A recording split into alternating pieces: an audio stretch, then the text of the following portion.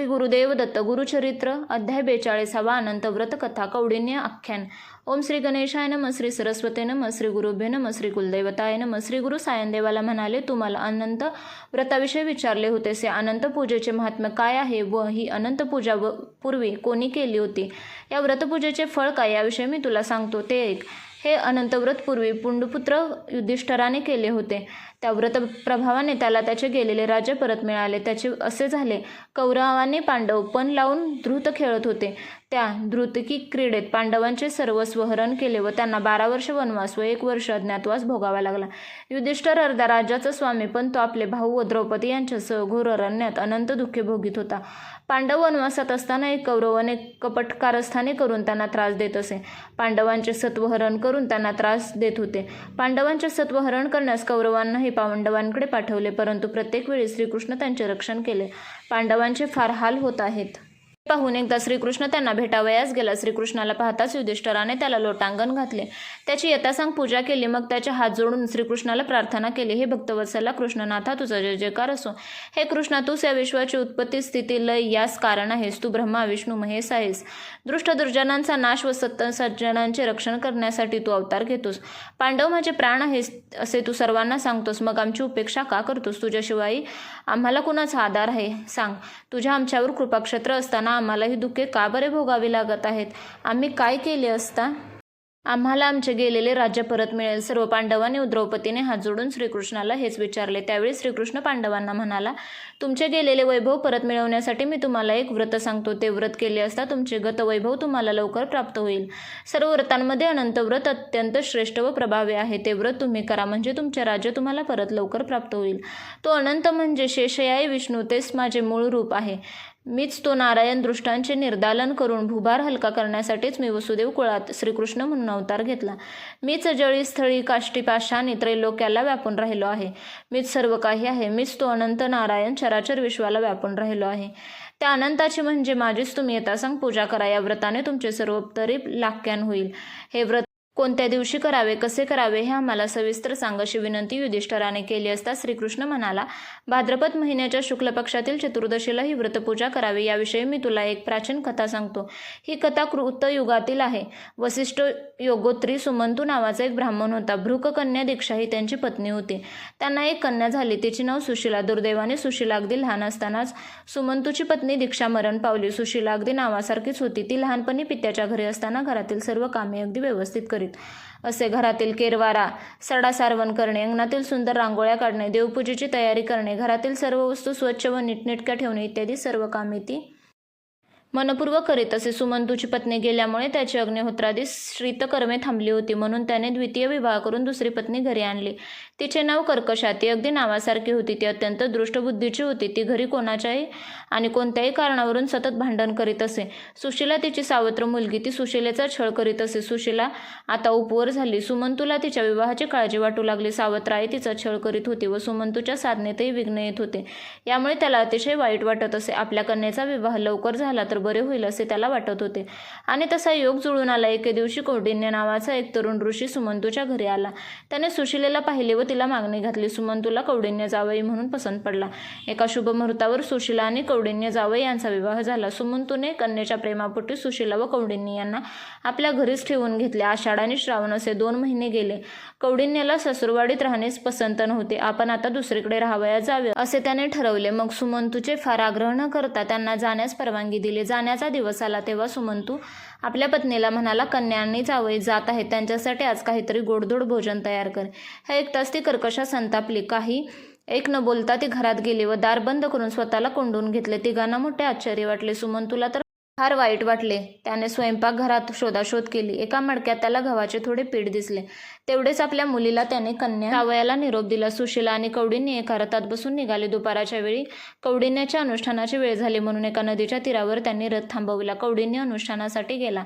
सुशीला रथातच बसून राहिली. तिने सहज नदीच्या तीरावर पाहिले तर तेथे काही स्त्रिया एकत्र जमून कसली पूजा करीत होत्या.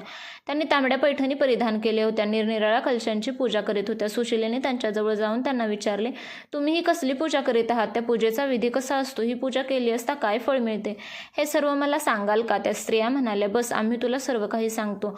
आम्ही ही भगवान चतुर्दशीला अनंताची पूजा करायची असते. याला अनंत चतुर्दशी व्रत असेही म्हणतात. ही अनंत पूजा दरवर्षी केली असता सर्व प्रकारच्या सुख समृद्धीची प्राप्ती होते. अनंत स्वरूप भगवान विष्णूंची आपल्यावर कृपा होते.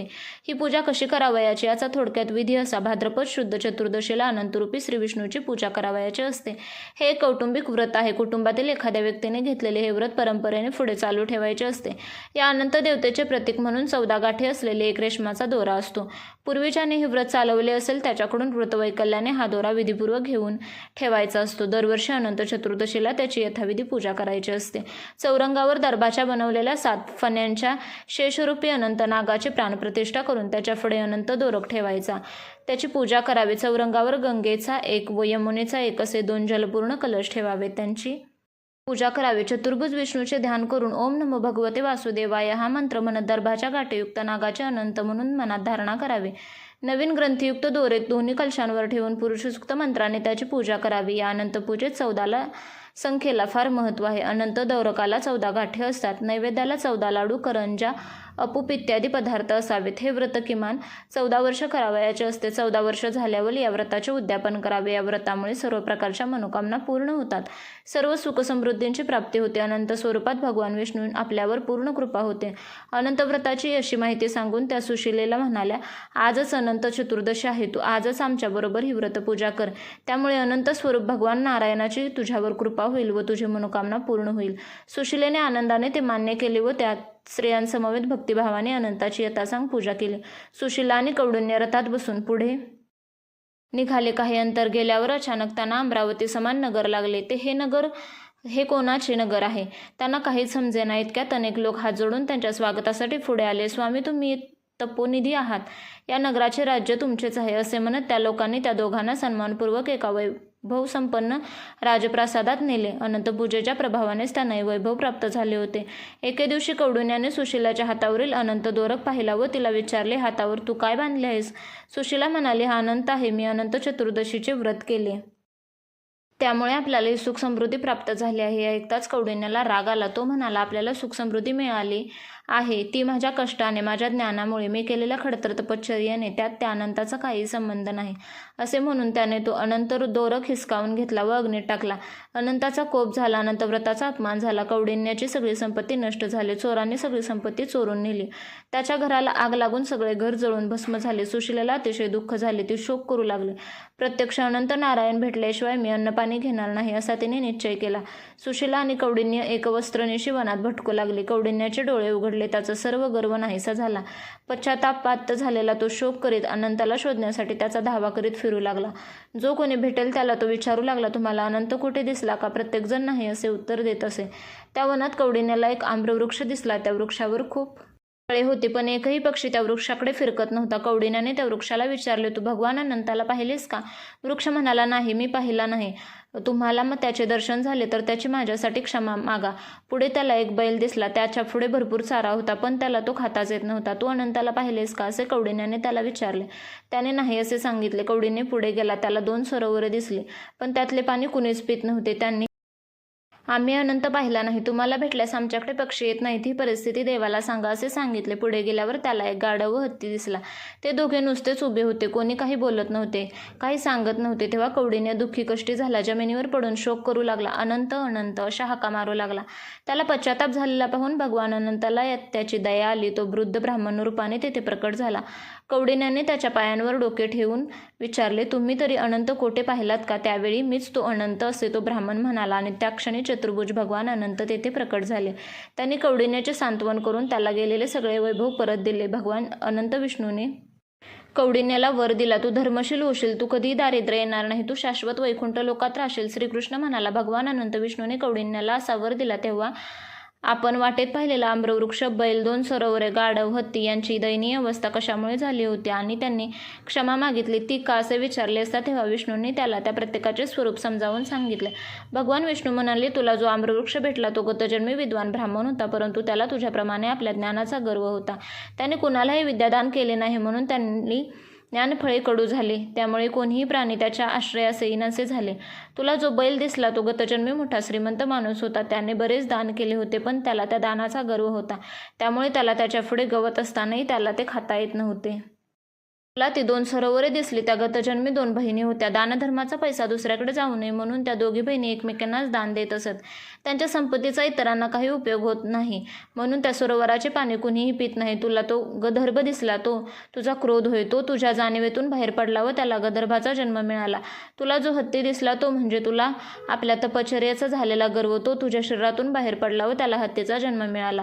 तू सुद्धा स्वतःच्या ज्ञानाचा गर्व केला. सुशिलेच्या श्रद्धेला तुच्छ मानलेस. गर्व, अहंकार, देवधर्माबद्दल तुच्छता, यामुळेच तुला हे सगळे दुःख भोगावे लागले. आता तुला पश्चाताप झाला आहे म्हणून मी तुझ्यावर प्रसन्न झालो आहे.